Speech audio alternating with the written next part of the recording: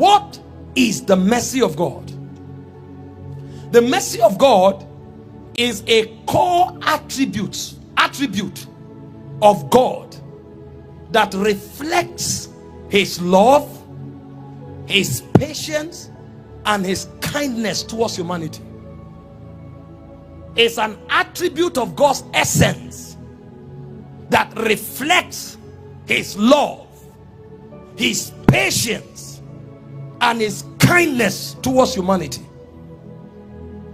It is God's compassionate response to the sufferings and the sins and the weaknesses of humanity. God's compassionate response to the sufferings, the sins, and the weaknesses of humanity. It is God's willingness to forgive, to restore, and to withhold judgment that is deserved.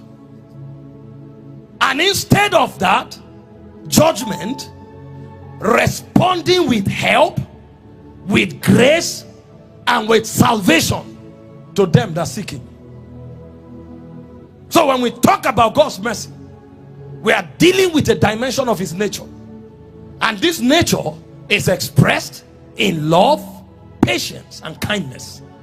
This nature pushes God to respond to humanity in compassion in areas of suffering, sin, and weakness. And this nature stirs up a willingness in God to forgive, to restore, and to withhold judgment. And instead of judgment, provide help, grace, and salvation to those who seek him. When I studied about God's mercy, in my own estimation, the mercy of God is the strongest anchor in God for humanity. If there's anything you can hold on to in God that you can bank on, come what may, in my estimation, is the mercy of God. And I give you 3 reasons why. Number 1, the Bible told us in Lamentation chapter 3 verse 22 and 23. It said the reason why we are not consumed is because of God's mercy. 22 first. It is of the Lord's mercies that we are not consumed. His compassion faileth not. And then verse 23 said they are new every morning. So it's a supply in God that never runs out, even for the sinner, even for the weak. There are many dimensions of God that will stop working in your life when you fall into sin. Mercy is not one of them. Even sinners get that with Christ. It said by grace you are saved.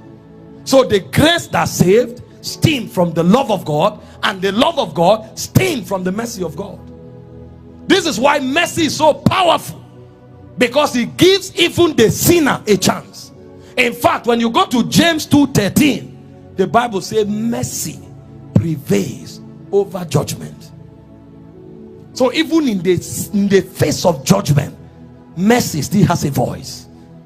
This is where God insists on humanity even when they have no merit.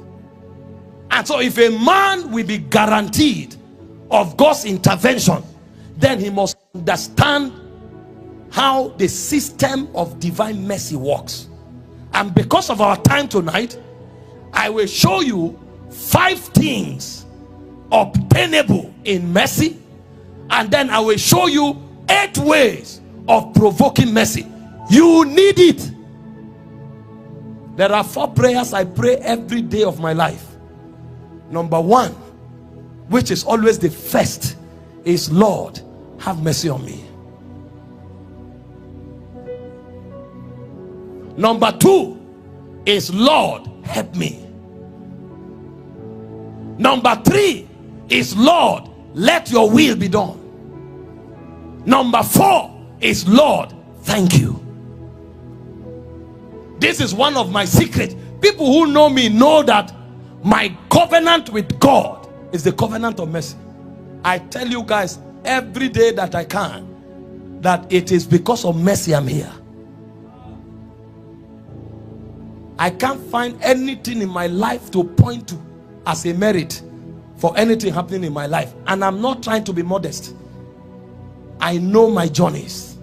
Even me disqualified myself many times. Told you guys here, at some point in my life, over 15 years ago, when my mom died, I told myself, where is this prayer? Where is the so-called faith? I broke and I went into the world purposefully to tell God that I don't care, because I don't know how to be fake, sir. There was a point when my dad started asking, what is your problem? You wake up in the night to ease yourself, she's praying. What is that thing that never gets answered?